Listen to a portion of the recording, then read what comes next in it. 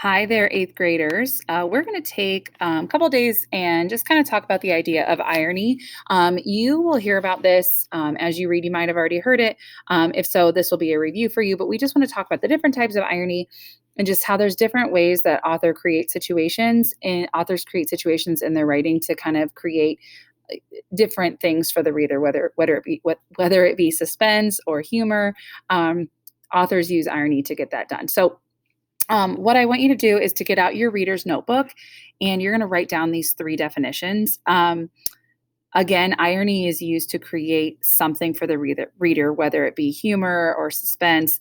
That is the definition of irony. You do not need to write down the examples, just write down what's highlighted. So, situational irony is when you're reading or watching a movie and the opposite of what you expect to happen happens. So, like, a couple seems to be so in love and then he proposes and she's like, "No, I'm not interested." That would be situational irony. Sometimes that's humorous, sometimes that brings you laughter, and sometimes you're like confused and it just keeps the reader or the viewer on their toes. Feel free to pause the video to write this down, by the way. Verbal irony is like sarcasm. Mrs. Kane loves sarcasm. I don't know if you've noticed that. But verbal irony is when a character says something that they don't necessarily mean.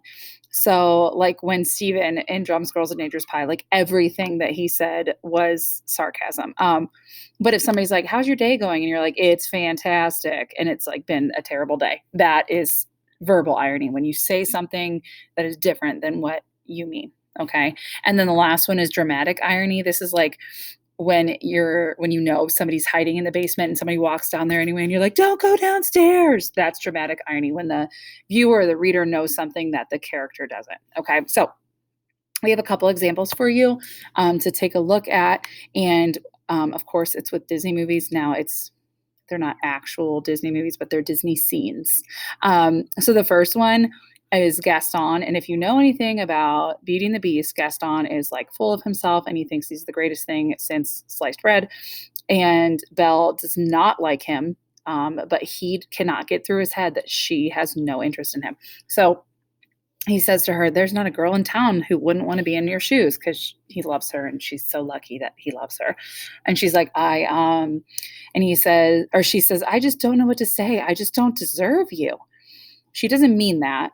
She says it and it's kind of sarcasm. So that's the verbal irony when she says something that isn't necessarily what she means. Um, the next one is situational irony. And so that's when things are happening that just it's not what you would expect to happen. So situational irony is like in Monsters Inc. The kids are afraid of the monsters, or the monsters are afraid of the kids. So he's sitting here, in his room, and he's like, "Monsters are scary," and then the monsters see him, and they're like, "Kids are terrifying, run!" You don't expect that to be the case in Monsters Inc., but it is, and so that's where the situational irony comes into play. The last one is Frozen. Um, and so you have Anna, she doesn't understand why Elsa is so like cold to her, why she won't talk to her. But the entire time we're watching, we completely understand because we know everything that Elsa's been through. So Anna says, "Why does she despise me so?" And then Elsa says, "If I tell my secret, I don't know what will happen to me or to my sister." So it's a secret that she's trying to protect her sister.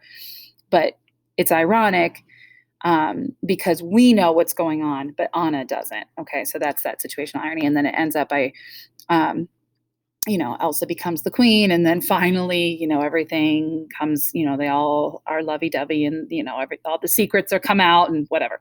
So um, we are going to be working with irony. Um, you're not always going to be asked to say, "This is situational irony, this is verbal irony, this is dramatic irony." You are going to be more asked to talk about what effect the irony has on the story, whether it, gives you suspense because you don't know what's going on, or it makes it funny. That's the kind of stuff that we're going to be working with. You're going to work to create some irony, and then you're also going to read a couple stories where you're going to look at the effect that irony has on the story. So as always, if you have any questions, feel free to email or reach out. Hope you have a great day.